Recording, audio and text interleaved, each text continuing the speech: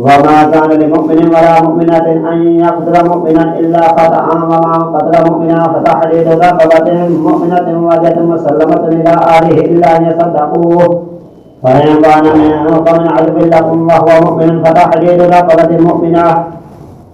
وإن كان من قوم بينهم وبينهم ميثاق فدية مسلمة إلى أهله فتحرير رقبة مؤمنة ومن لم يجد فصيام شهر متتابع توبة من الله وكان الله عليما حكيما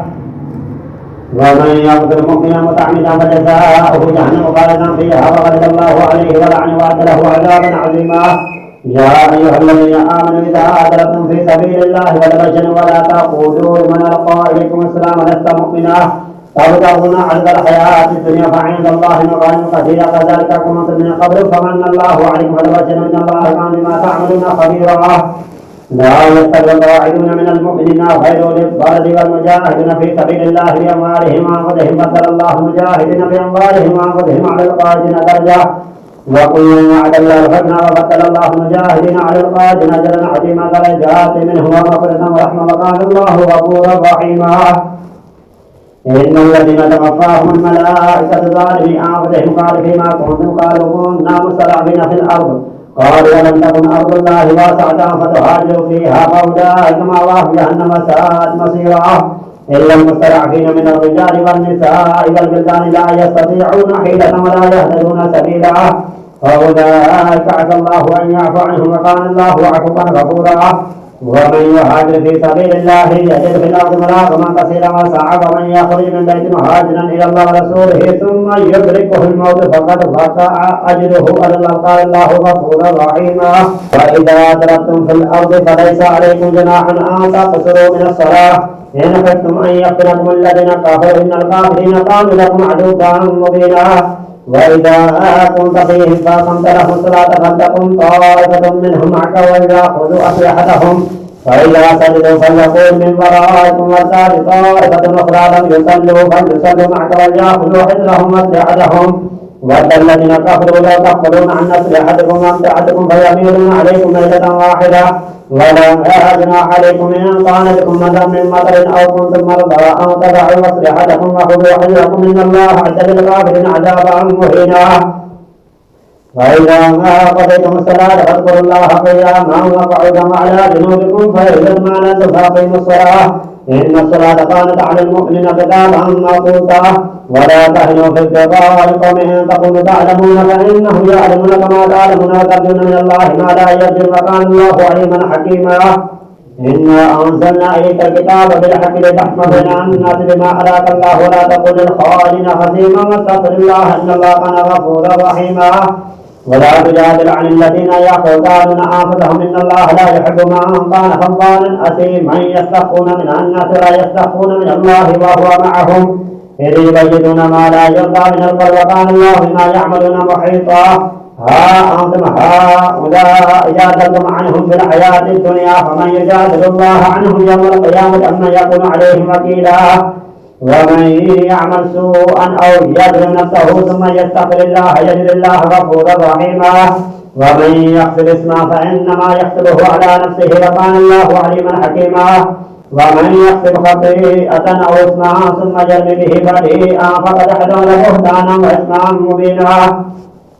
ولولا فضل الله عليك ورحمته لهمت طائفة منهم من يضلك وما يضلون إلا أنفسهم وما يضلونك من شيء وأنزل الله عليك الكتاب والحكمة وعلمك ما لم تكن تعلم كان فضل الله عليك عظيما لا خير في كثير من نجواهم إلا من أمر بصدقة أو معروف أو صلاح بين الناس ومن يفعل ذلك ابتغاء مرضات الله فسوف نؤتيه أجرا عظيما ومن يشاقق الرسول من بعد ما تبين له الهدى ويتبع غير سبيل المؤمنين نوله ما تولى ونصله جهنم وساءت مصيرا إن الله لا يغفر أن يشرك به ويغفر ما دون ذلك لمن يشاء ومن يشرك بالله فقد ضل ضلالا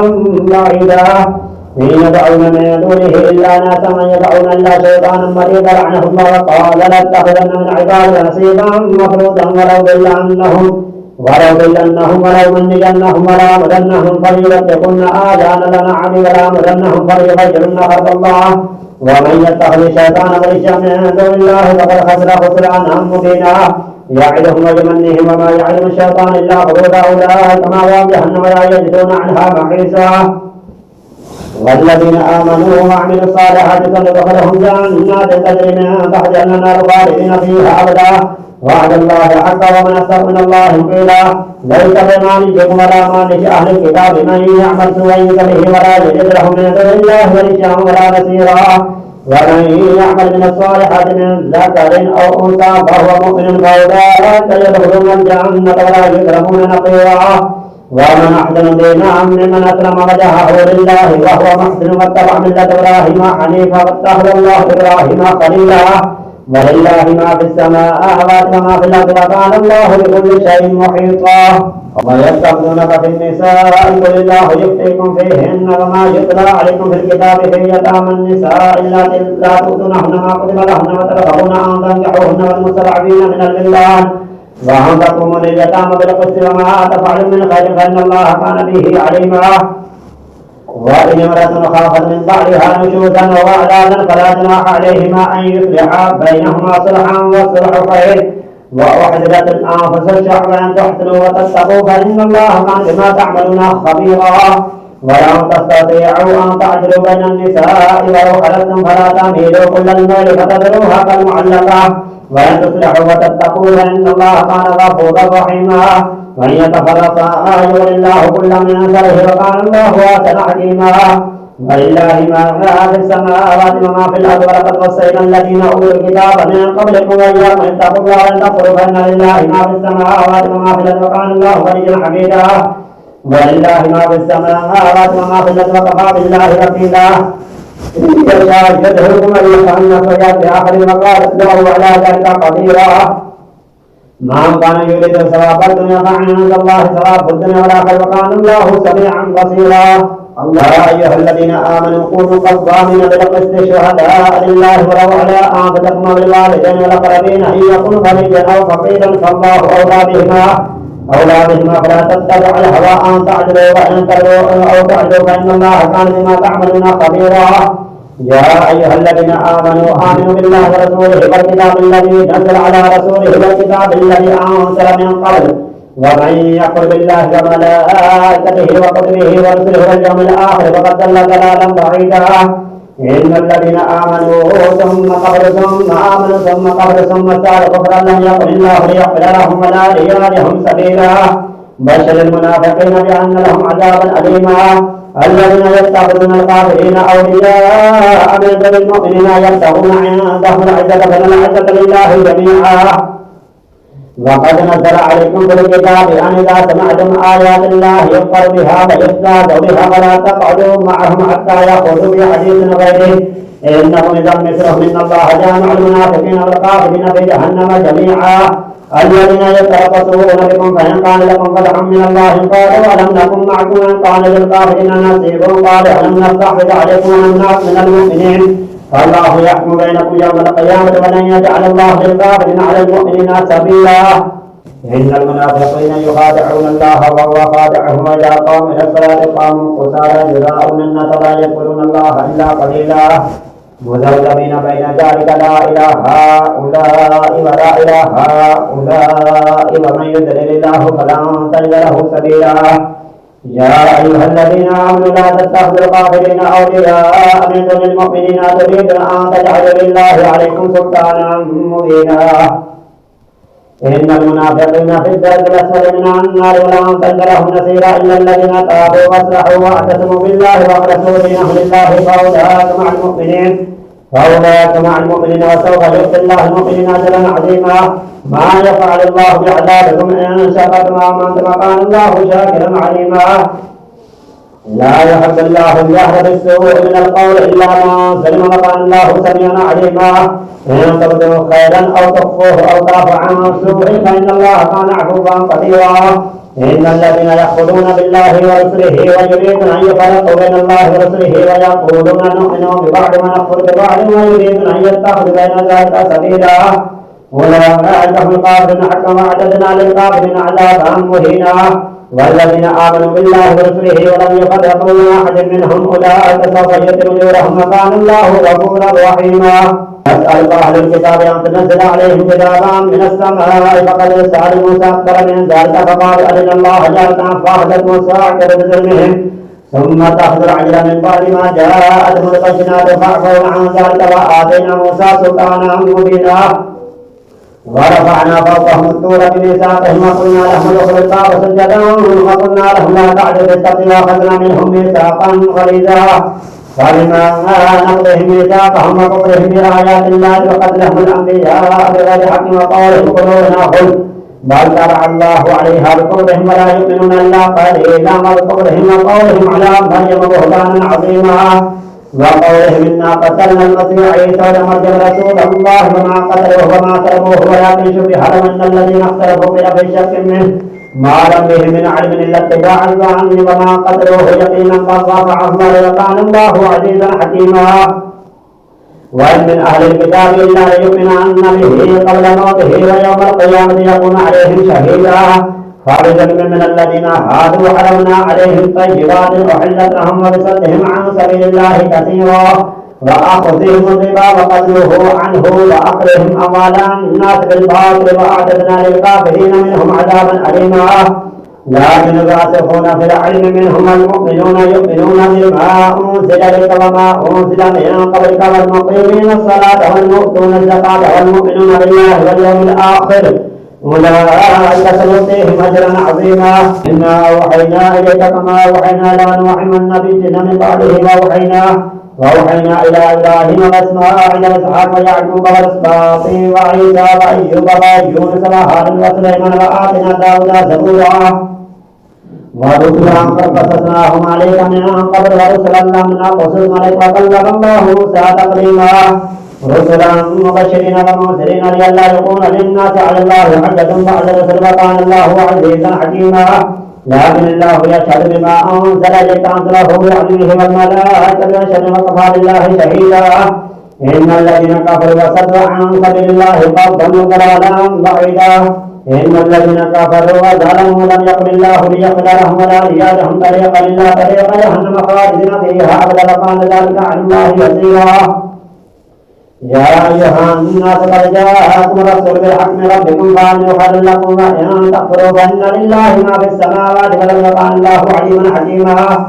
يا أهل الكتاب لا تغلوا في دينكم ولا تقولوا على الله إلا الحق إنما المسيح عيسى ابن مريم رسول الله وكلمته ألقاها إلى مريم وروح منه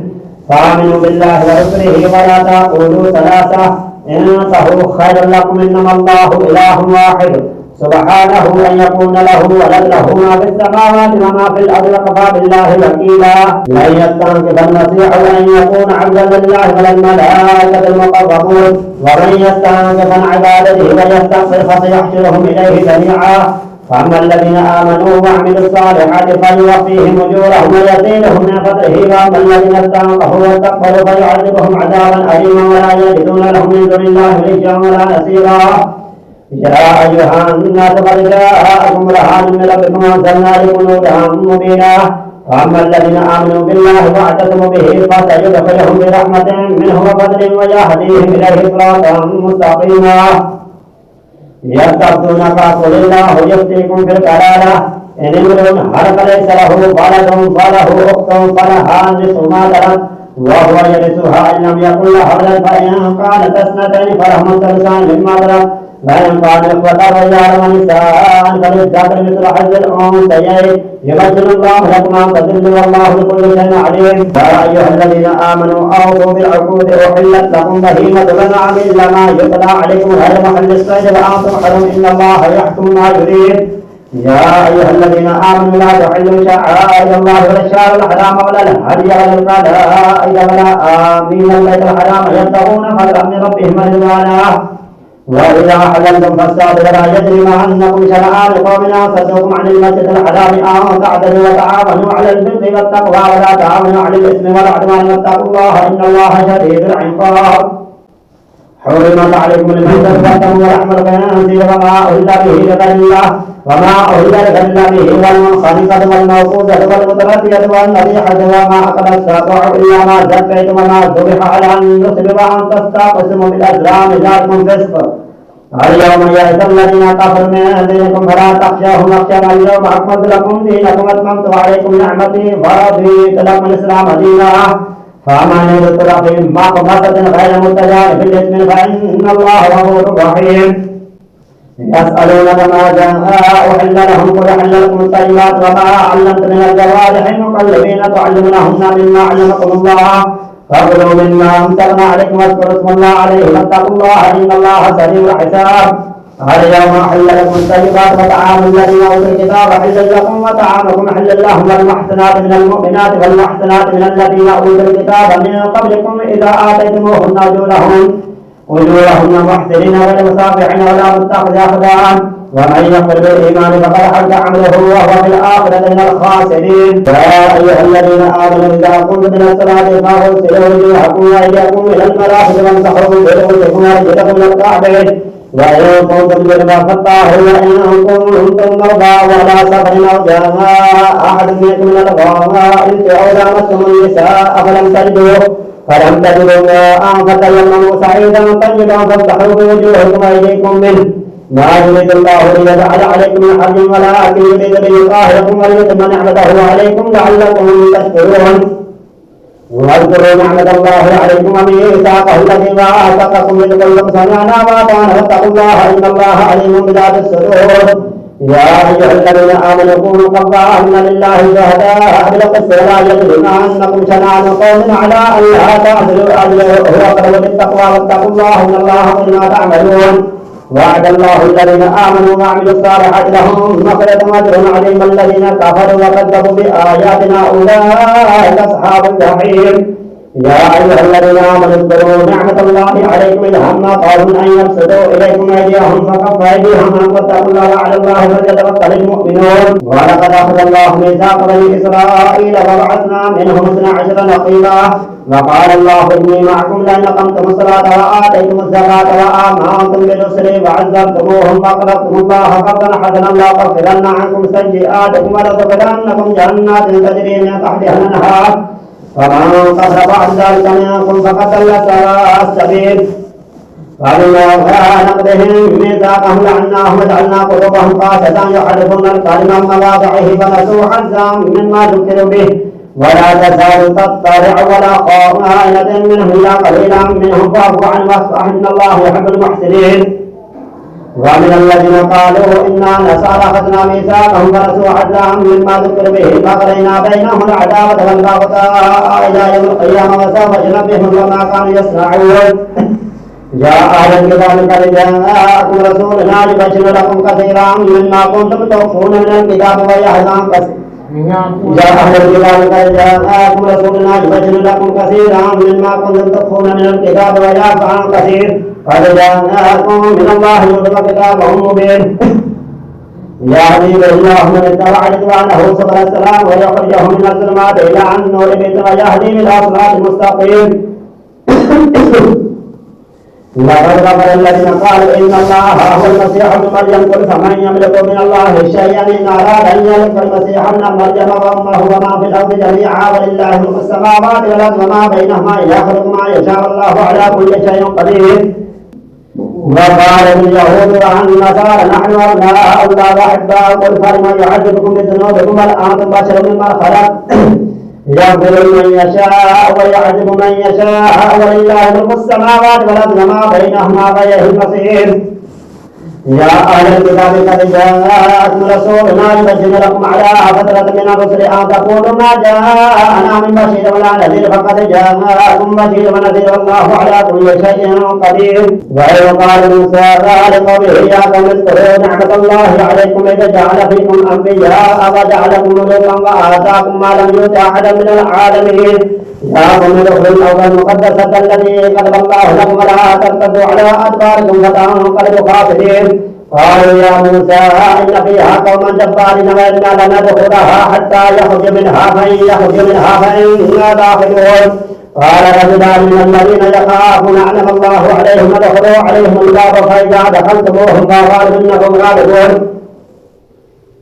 على الله فتوكلوا إن كنتم مؤمنين فتوكلوا إن كنتم مؤمنين ولقد أخذ الله ميثاق بني بل قال موسى لقومه يا قوم اذكروا نعمة الله عليكم إذ جعل فيكم أنبياء وجعلكم ملوكا ما آتاكم ولم يؤت أحدا من العالمين يا قوم ادخلوا الأرض المقدسة التي كتب الله لكم ولا ترتدوا على أدباركم فتنقلبوا خاسرين قالوا يا موسى إن فيها قوما جبارين وإنا لن ندخلها حتى يخرج منها فإن يخرج منها فإنا داخلون قال رجلان من الذين يخافون أنعم الله عليهم ادخلوا عليهم الباب فإذا دخلتموهم فإنكم غالبون فعلى الله فتوكلوا إن كنتم مؤمنين قالوا يا موسى إنا لن ندخلها أبدا ما داموا فيها فاذهب أنت وربك فقاتلا إنا هنا قاعدون قال رب إني لا أملك إلا نفسي وأخي فافرق بيننا وبين القوم الفاسقين قال فإنها محرمة عليهم 40 سنة يتيهن في الأرض فلا تأس على القوم الفاسقين واتلو عليهم نبأ ابني آدم بالحق إذ قربا قربانا فتقبل من أحدهما فلم يتقبل من الآخر قال لأقتلنك قال إنما يتقبل الله للمتقين لئن بسطت إلي يدك لتقتلني ما أنا بباسط يدي إليك لأقتلك إني أخاف الله رب العالمين إني أريد أن تبوء باسمي واسمك فتكون من أصحاب النار وذلك جزاء الظالمين فطوعت له نفسه قتل أخيه فقتله فأصبح من الخاسرين فبعث الله غرابا يبحث في الأرض ليريه كيف يواري سوءة أخيه قال يا ويلتى أعجزت أن أكون مثل هذا الغراب فأواري سوءة أخيه فأصبح من النادمين من أجل ذلك كتبنا على بني إسرائيل أنه من قتل نفسا بغير نفس أو فساد في الأرض فكأنما قتل الناس جميعا ومن أحياها فكأنما أحيا الناس جميعا ولقد جاءتهم رسلنا بالبينات ثم إن كثيرا منهم بعد ذلك في الأرض لمسرفون إنما جزاء الذين يحاربون الله ورسوله ويسعون في الأرض فسادا أن يقتلوا أو يسلبوا أو تقطع أيديهم وأرجلهم من خلاف أو ينفوا من الأرض ذلك لهم خزي في الدنيا ولهم في الآخرة عذاب عظيم إلا الذين تابوا من قبل أن تقدروا عليهم فاعلموا أن الله غفور رحيم يا أيها الذين آمنوا اتقوا الله وابتغوا إليه الوسيلة وجاهدوا في سبيله لعلكم تفلحون إن الذين كفروا لو أن لهم ما في الأرض جميعا ومثله معه ليفتدوا به من عذاب يوم القيامة ما تقبل منهم ولهم عذاب أليم يريدون أن يخرجوا من النار وما هم بخارجين منها ولهم عذاب مقيم والسارق والسارقة فاقطعوا أيديهما جزاء بما قدم نكالا من الله والله عزيز حكيم فمن تاب من بعد ظلمه واصلح فإن الله يتوب عليه إن الله غفور رحيم ألم تعلم أن الله له ملك السماوات والأرض يعذب من يشاء ويقتل من يشاء والله على كل شيء قدير يا أيها الرسول لا يحزنك الذين يسارعون في الكفر من الذين قالوا آمنا بالله ولم تؤمن قلوبهم من الذين هادوا ومن الذين هادوا سماعون للكذب سماعون لقوم آخرين لم يأتوك يحدثون الكلم من بعد مواضعه يقولون إن أوتيتم هذا فخذوه وإن لم تؤتوه فاعذروه ومن يرد الله فتنته فلن تملك له من الله شيئا أولئك الذين لم يرد الله أن يطهر قلوبهم لهم في الدنيا خير ولهم في الآخرة عذاب عظيم سماعون للكذب أكالون للسحت فإن جاءوك فاحكم بينهم وأعرض عنهم من تعرض عنهم فلن يضروك شيئا وإن حكمت فاحكم بينهم بالقسط إن الله يحب المقسطين وكيف يحكمونك وعندهم التوراة فيها حكم الله ثم يتولون من بعد ذلك وما أولئك بالمؤمنين إنا أنزلنا التوراة فيها هدى ونور يحكم بها النبيون الذين أسلموا للذين هادوا والربانيين والأحبار بما استحفظوا من كتاب الله وكانوا عليه شهداء فلا تخشوا الناس ولا تخشوا ولا تشتروا بآيات ثمنا قليلا ومن لم يحكم بما أنزل الله فأولئك هم الكافرون وكتبنا عليهم فيها أن النفس بالنفس والعين بالعين والأنف بالأنف والأذن بالأذن والسن بالسن والجروح قصاص فمن تصدق به فهو كفارة الله ومن لم يحكم بما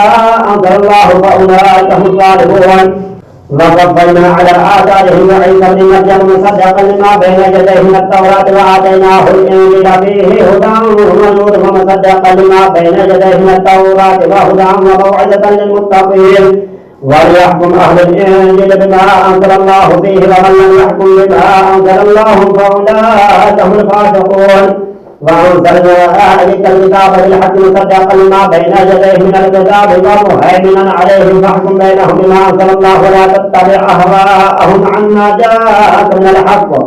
لكل جعلنا منكم شرعة ومنهاجا ولو شاء الله لجعلكم أمة واحدة ولكن ليبلوكم فيما آتاكم فاستبقوا الخيرات إلى الله مرجعكم جميعا فينبئكم بما كنتم فيه تختلفون وأن يحكم بينهم بما أنزل الله ولا تتبع أهواءهم واحذرهم أن يفتنوك عن بعد ما أنزل الله إليك فإن تولوا فاعلم أنما يريد الله أن يصيبهم ببعض ذنوبهم كثيرا من الناس لفاسقون أفحكم الجاهلية يبغون ومن أحسن حكما لقوم يوقنون من الله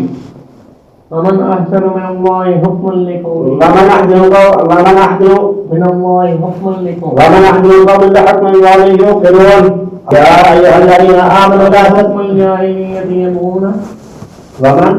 أفحكم الجاهلية يبغون أفحكم الجاهلية يبغون ومن أحسن حكما لقوم يوقنون ومن أحسن من الله حكما لقوم يوقنون ومن أحسن من الله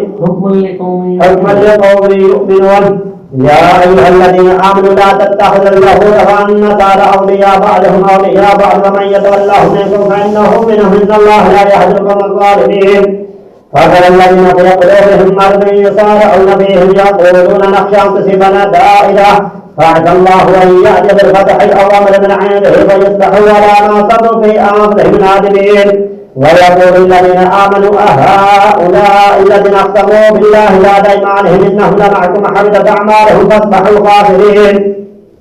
يا أيها الذين آمنوا من يرتد منكم عن دينه فسوف يأتي الله بقوم يحبهم ويحبونه أذلة على المؤمنين أعزة على الكافرين يجاهدون في سبيل الله ولا يخافون لومة لائم ذلك فضل الله يؤتيه من يشاء والله واسع عليم إنما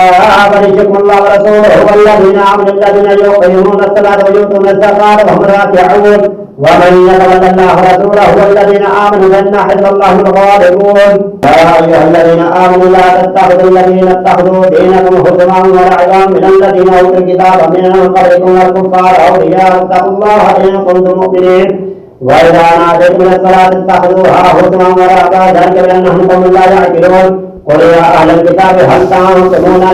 إلا أن آمنا بالله وما أنزل إلينا وما أنزل من قبل وأن أكثركم فاسقون قل هل أنبئكم بشر من ذلك مسورة عند الله من لعنه الله وغضب عليه وجعل منهم القردة والخنازير وعبد الطاغوت أولئك شر مقام وأضل عن سواء السبيل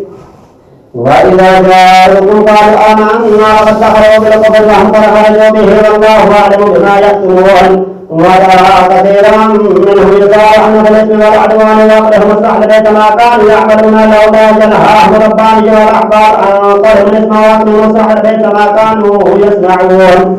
وقالت اليهود يد الله مغلولة غلت أيديهم ولعنوا بما قالوا بل يداه مبسوطتان ينفق كيف يشاء وليزيدن كثيرا منهم ما أنزل إليك من ربك طغيانا وكفرا وألقينا بينهم العداوة والبغضاء إلى يوم القيامة كلما أوقدوا نارا للحرب أطفأوا ويسعون في الأرض فساد الله لا يحب المفسدين ولو أن أهل الكتاب آمنوا واتقوا لكفرنا عنهم سيئاتهم ولدخلناهم جنات النعيم ولو أنهم أقاموا التوراة والإنجيل وما أنزل إليهم من ربهم لأكلوا من فوقهم فوق وتحت أرجلهم ما كانوا يحسبون منهم أمة مقتصدة منهم أمة مقتصدة وكثير منهم ساء ما يعملون يا أيها الرسول بلغ ما أنزل إليك من ربك وإن لم تفعل فما بلغت رسالته والله يعصمك من الناس إن الله لا يهدي القوم الكافرين قل يا أهل الكتاب لستم على شيء حتى تقيموا التوراة والإنجيل وما أنزل إليكم من ربكم وليزيدن كثيرا منهم ما أنزل إليك من ربك طغيانا وكفرا ولا تأس على القوم الكافرين إن الذين آمنوا والذين هادوا الصابئين والنصارى من آمن بالله واليوم الآخر وعمل صالحا فلا خوف عليهم ولا هم يحزنون لقد أخذنا ميثاق بني إسرائيل وأرسلنا عليهم رسلا كلما جاءهم رسول بما لا تهوى أنفسهم فريقا كذبوا وفريقا يقتلون وحسبوا ألا تكون فتنة فعلوا وسموا ثم تاب الله عليهم ثم وسموا كثير من والله بصير بما يعملون لقد كفر الذين قالوا إن الله هو المسيح ابن مريم وقال المسيح يا بني إسرائيل اعبدوا الله ربي وربكم إنه من يشرك بالله فقد حرم الله عليه الجنة ومأواه النار وما للظالمين من أنصار لقد كفر الذين قالوا إن الله ثالث ثلاثة وما من إله إلا إله واحد وإن لم ينتهوا عما يقولون ليمسن الذين كفروا منهم عذاب أليم أفلا يتوبون إلى الله ويستغفرونه والله غفور رحيم ما المسيح ابن مريم إلا رسول قد خلت من قبله الرسل وأمه صديقة قالوا يأكلان الطعام انظر كيف نفجر له الآيات ثم أنزلنا يؤفكون قل تعبدون من دون الله ما لا يملك لكم ضرا ولا نفعا والله هو السميع العليم قل يا أهل الكتاب لا تغلوا في دينكم غير الحق ولا تتبعوا أهواء قوم قد ضلوا من قبل وضلوا كثيرا وضلوا عن سواء السبيل لعن الذين كفروا من بني إسرائيل على لسان داود وعيسى بن مريم ذلك بما عصوا وكانوا يعتدون قالوا لا يتناهون عن منكر يفعلون بئس ما كانوا يفعلون ترى كثيرا منهم يتولون الذين كفروا بئس ما قدمت لهم أنفسهم سخط الله عليهم وفي العذاب هم خالدون ولو كانوا يؤمنون بالله فأن بما أنزل إليهم اتخذوهم أولياء ولكن كثيرا منهم فاسقون لتجدن أشد الناس عذابا للذين آمنوا اليهود والذين أشركوا ولتجدن أقربهم مودة للذين آمنوا الذين قالوا إنا نصارى ذلك بأن منهم قسيسين ورهبانا وأنهم لا يستكبرون